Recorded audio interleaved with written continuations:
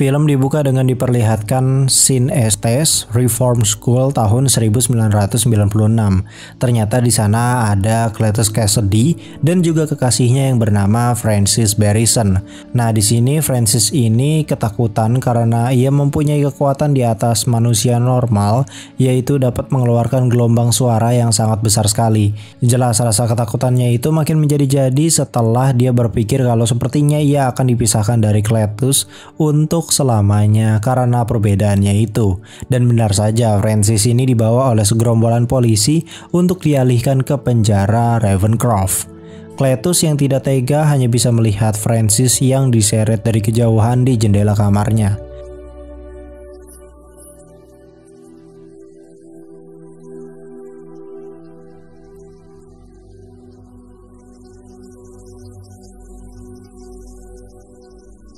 Salah satu officer di sana bernama Mulligan diserang oleh si Francis ini pas udah di dalam mobil, hingga akhirnya ia terpaksa menembak Francis hingga terlempar dari mobil. Namun si Francis ini ternyata punya healing yang cepat ya, jadi tidak terluka parah banget lah. Ia pun dibawa ke penjara Ravencroft hingga saat ini, yaitu timeline setelah kejadian Venom versus Riot di film pertama. Saat ini Francis ditahan di sebuah ruangan kedap suara agar kekuatannya itu tidak bisa melukai para petugas. Francis diberikan makan siang dan koran berita yang merupakan informasi tentang Cletus Cassidy soal kasus pembunuhan sadisnya. Cletus di sini dirumorkan akan mendapatkan hukuman mati. Berita itu jelas ditulis oleh satu-satunya wartawan yang sangat tertarik sekali dengan berita ini, yaitu Eddie Brock. Kemudian diperlihatkan bos Dajalnya yang tidak merasa bersalah sedikit pun, padahal dia itu sudah membunuh banyak orang dengan cara yang jauh lebih anjing daripada Michael Myers gitu. Inilah Venom Let There Be Carnage.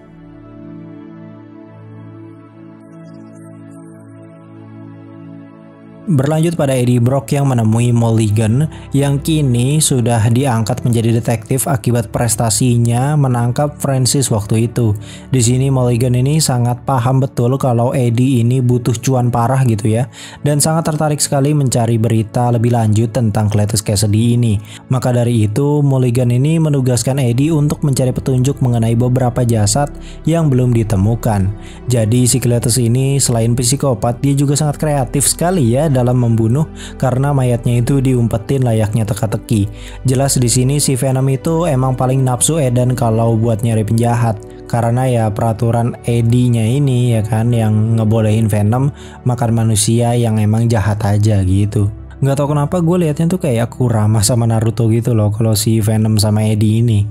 Singkat cerita, Eddie datang lagi ke penjara San Quentin tempat si Cletus Cassidy ditahan.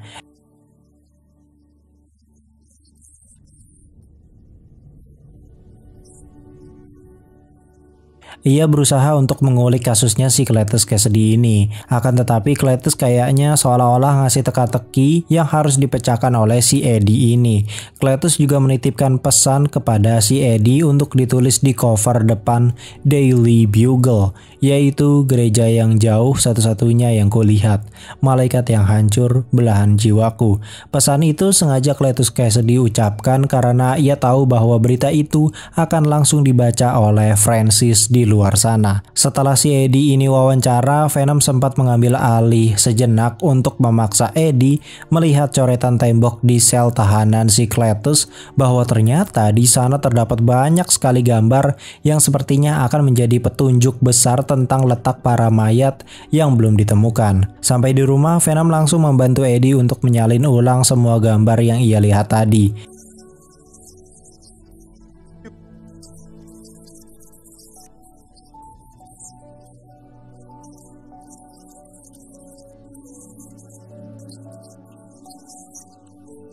Nah, si Venom ini menyadari bahwa salah satu gambar itu adalah teka-teki lokasi yang harus ditemukan oleh Eddie. Yang pertama ketebak itu adalah lokasi pantainya, yaitu Rodeo Beach, California. Jelas ini makin membuat si Cletus ini makin geram karena teka-tekinya mudah banget terpecahkan oleh si Venom ini. Malam harinya si Venom ini merasa muak dengan hidupnya bersama Eddie yang terlalu paciwuh gitu ya. Padahal tujuan Venom itu kan melakukan ini semua ya agar bisa diperbolehkan makan manusia gitu. Oh ya, di sini Venom juga punya sahabat baru ya, yaitu dua ayam yang bernama Sony dan Cher. Eddie pun memutuskan untuk keluar untuk beli makanan di warung Bu Marni untuk membeli beng-beng gitu ya. Bu Marni ini by the way sudah kenal baik ya dengan Venom, jadi ya dia santuy aja gitu ada alien datang. Namun karena Venom ini bobal ke tulang, akhirnya si Eddie mengajak Venom untuk makan ayam di peternakan Pak Supri. Setelah itu, tanpa sengaja Venom ini menemukan seseorang yang ingin dibegal. Jelas di sini Venom senang banget gitu kan karena ya dapat makanan gratis gitu.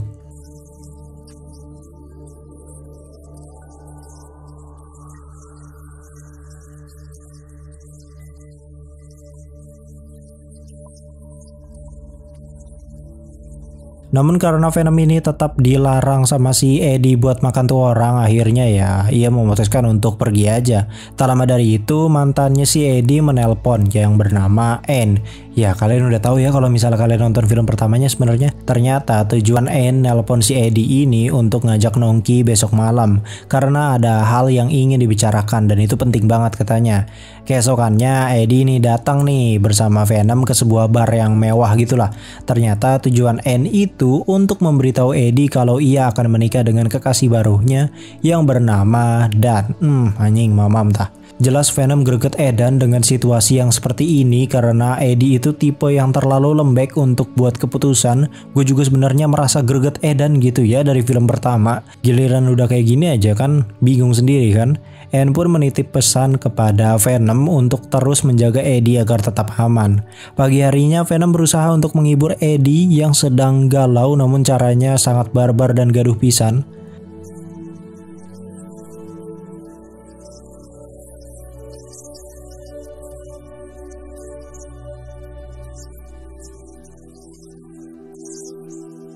Venom pun memberikan surat dari kotak pos di depan yang ternyata surat itu dari Cletus Kasady yang menceritakan berbagai macam lika-liku kehidupannya dan penyebab mengapa ia menjadi seperti saat ini. Ia awalnya seorang anak dari keluarga sederhana di mana ia sering mendapat kekerasan fisik dari ayahnya, hingga akhirnya itu mendorong psikisnya untuk melakukan hal-hal psikopat seperti mendorong neneknya hingga modar, membunuh ibunya dengan cara disetrum, hingga akhirnya ia dibuang ke Sin Estis yang ada di awal film tadi ya, yang tahun 96 itu.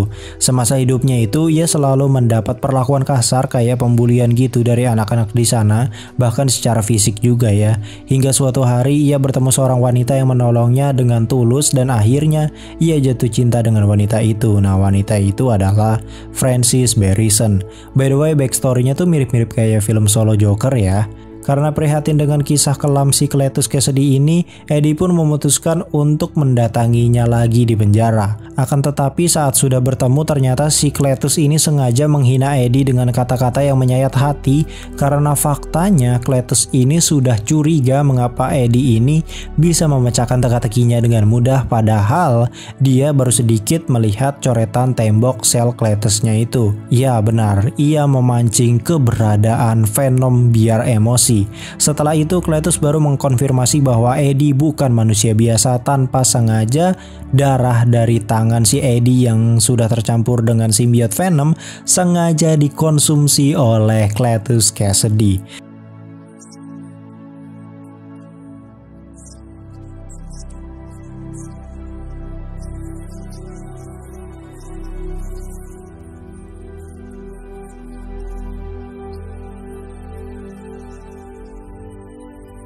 Jelas di sini Eddie marah besar kepada Venom yang terlalu barbar dan mudah terpancing emosi. Karena ini adalah kesempatan terakhir Eddie sebelum Cletus itu dihukum mati. Sedangkan besok sudah proses eksekusi. Dengan begini mereka bisa kehilangan semua petunjuk dan tidak akan bisa menemui semua jasad korban dari Cletus Kasady ini. Dan ya tentu saja cuannya hilang gitu ya. Hingga akhirnya Venom dan Eddie terlibat pertengkaran.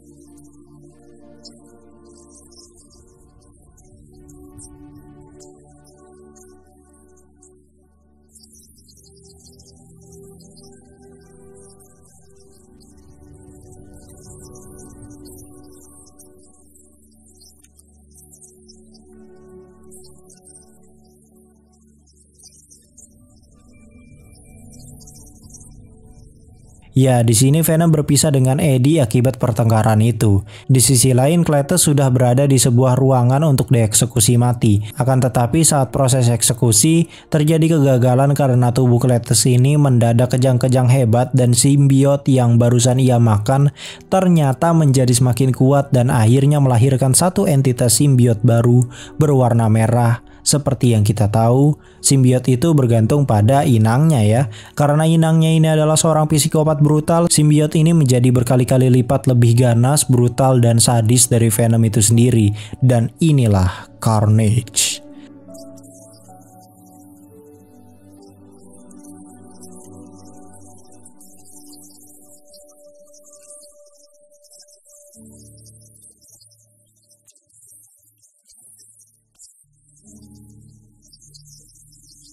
Dengan santuinya Cletus membantai semua orang yang ada di depannya, mau itu tahanan ataupun para penjaga.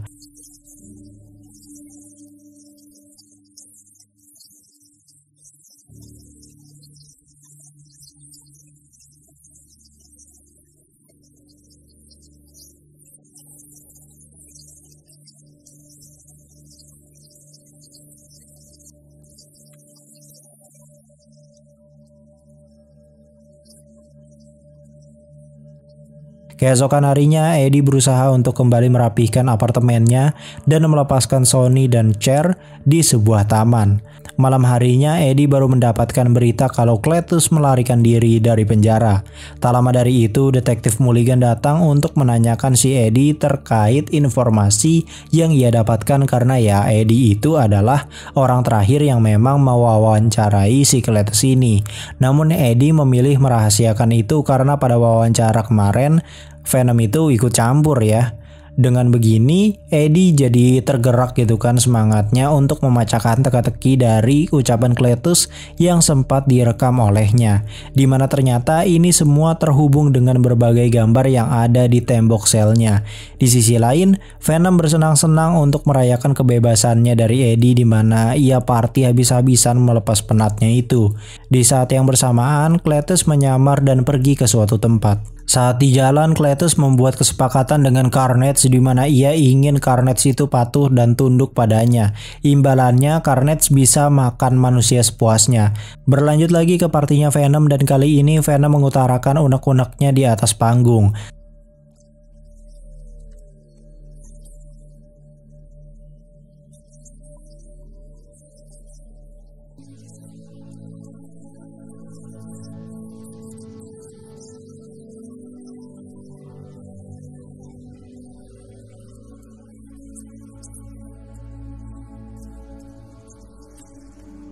Sedangkan di sisi lain, Eddie memutuskan untuk pergi ke Sin Estes sendirian. Di sana ia menemukan sebuah pohon dengan ukiran inisial CK Love FB. CK itu artinya ya Cletus Cassidy, sedangkan FB adalah Francis Barrison. Informasi itu diberikan langsung oleh detektif Mulligan. Akan tetapi ia bilang kalau Francis itu sebenarnya udah lama mati ya, karena Mulligan itu sendiri yang nembak. Berlanjut pada Cletus yang membunuh abang-abang Indomaret karena ingin meretas internet untuk mencari keberadaan kekasihnya itu, dan ketemu deh ia berada di Ravencroft.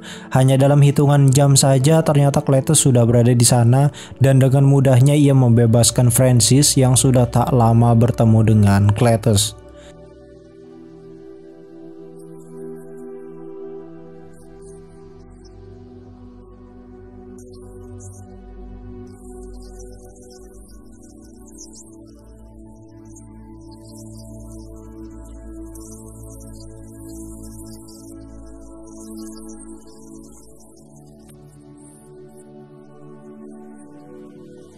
Setelah keluar dari Ravencroft, si Cletus ini menggunakan Carnage untuk melibas semua polisi yang menghadang di luar. Kalian lihat sendiri deh betapa brutal dan laknatnya si Cletus ini. By the way, si Cletus ini baru menyadari kalau gelombang suara milik Francis itu bisa membunuh Carnage karena kelemahan simbiot itu ya. Kalian tahu lah ya, pasti gelombang suara yang terlalu besar.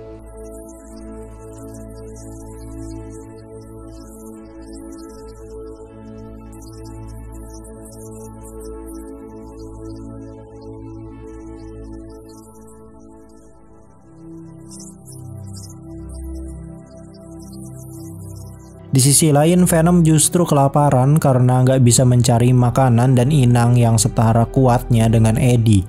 Maka dari itu ia pergi ke warung Bu Marni. Di saat yang bersamaan polisi baru datang ke Ravencroft karena terjadi pertarungan besar tadinya. Dan disinilah detektif Mulligan akhirnya memutuskan untuk menginterogasi Eddie Brock karena menurutnya Eddie itu sepertinya menyembunyikan suatu rahasia besar.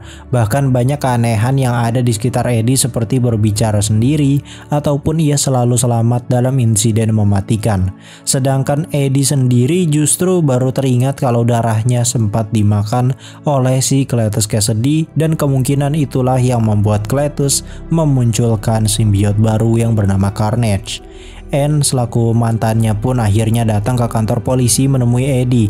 Baru di sini Eddie menceritakan kronologi kenapa Cletus itu bisa mempunyai simbiot dan Venom meninggalkan Eddie. Tak lama dari itu, detektif Mulligan mendapat kabar kalau si Estes kebakaran dan pasti itu berhubungan erat dengan si Cletus Kasady. Eddie pun meminta tolong ke Anne untuk mencarikan si Venom karena Eddie sedang ditahan di kantor polisi. Anne pun mendatangi warung si Bu Marni.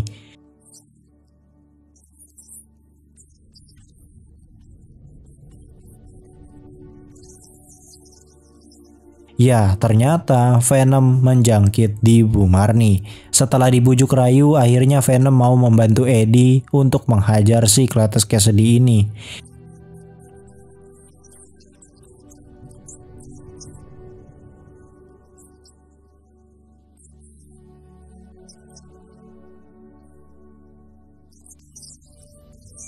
Di sisi lain, Cletus dan Francis yang habis membakar Sin Estes berencana untuk membunuh penghalang utama mereka, yaitu Mulligan selaku orang yang pernah nembak matanya Francis, serta Eddie Brock dan Venom yang memang menjadi penghalang utama ya. Berlanjut pada Eddie yang dibebaskan oleh Venom dan Anne dari kantor polisi. Setelah itu, Eddie harus memohon maaf kepada Venom baru si Venom ini mau membantu. Di sisi lain, si Cletus ini ditemukan oleh Mulligan, namun naasnya Mulligan ditangkap sedangkan Francis mencari Eddie Brock di apartemennya. Karena tidak ketemu, Francis pun mencuri cincin milik Eddie yang sebenarnya ingin diberikan kepada si Anne. Baru deh di sini Francis menculik Anne untuk dijadikan umpan supaya Eddie datang bertarung melawan Cletus. Dan yang panik edan pun menghubungi Eddie soal Anne yang diculik itu. Jelas Eddie makin semangat edan buat lawan si Cletus ini ya. Singkat cerita, pernikahan Cletus dan Francis pun berjalan dengan semestinya. Anjay, biar kata psikopat tapi tetap taat agama ya. Mantap-mantap. Tak lama dari itu, Venom dengan sompralnya menanjong pintu gereja. Akan tetapi setelah si Carnage ini muncul, Venom itu jadi ciut karena ia melihat Carnage itu berwarna merah, dimana ia mengerti kalau simbiot itu bergantung dari inangnya. Dan kali ini inangnya itu jauh lebih anjim dari Riot dulu.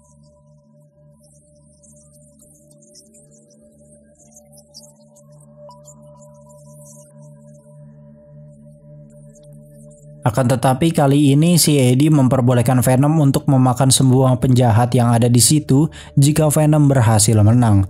Baru deh mereka sepakat tuh. Sumpah ini pertarungannya keren banget, anjir keren sih sumpah. Barbar banget sih emang.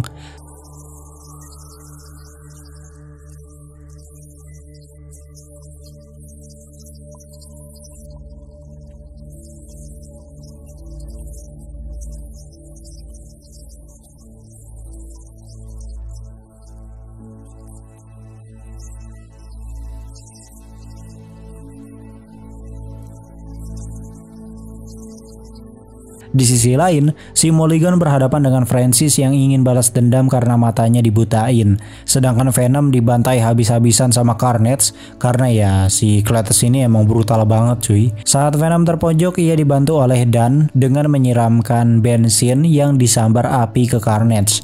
Carnage yang marah dan ingin memakan Dan pun digagalkan oleh Venom dan tanpa sengaja membuat lonceng gereja berbunyi. Karena simbiot mereka melemah akibat gelombang suara dari lonceng gereja, akhirnya Cletus dan Eddie bertarung tanpa bantuan simbiot mereka.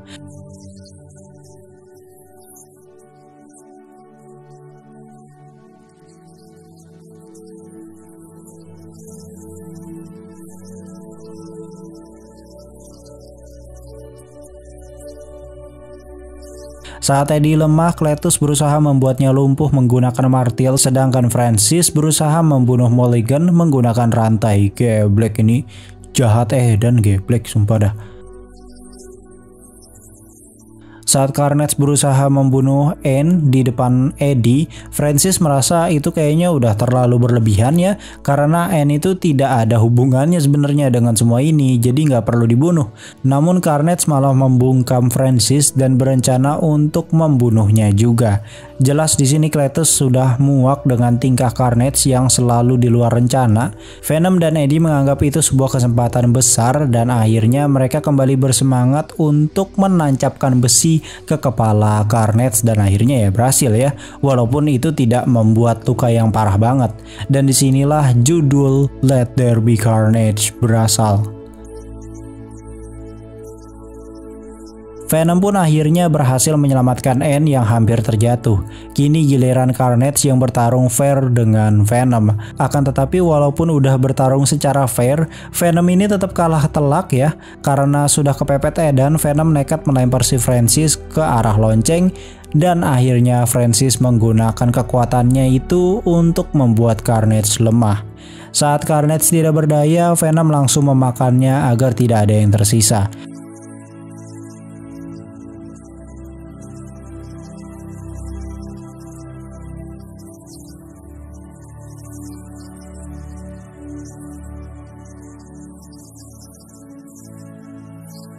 Sedangkan Cletus sendiri akhirnya mengungkapkan kalau sebenarnya ia hanya ingin berteman baik dengan Eddie Brock, tapi nasi sudah menjadi bubur cuy.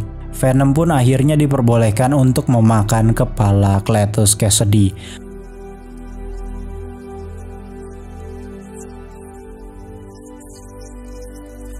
Mereka pun melarikan diri dari TKP saat polisi sudah datang. Di sisi lain, ternyata si Mulligan ini masih hidup, di mana ia memancarkan mata berwarna biru dan berkata monsters.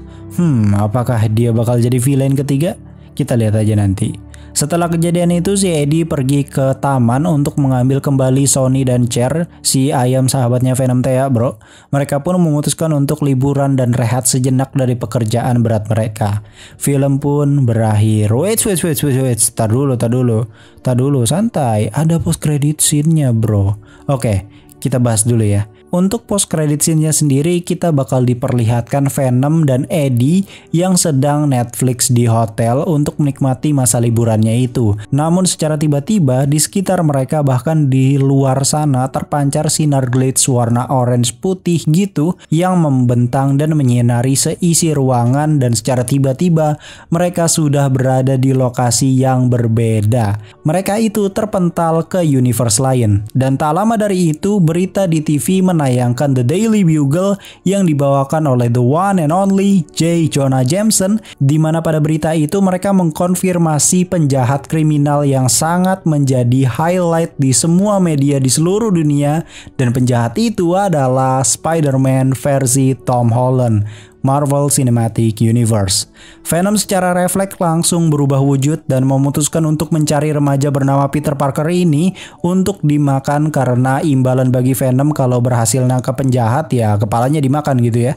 Seperti yang kita tahu, identitas Peter Parker itu kan sudah dibocorkan oleh Mysterio, di mana Quentin Beck ini memutarbalikkan fakta bahwa selama ini Spider-Man menipu semua orang dan sengaja melakukan tindakan kriminal lalu mencegahnya sendiri untuk mendapat perhatian.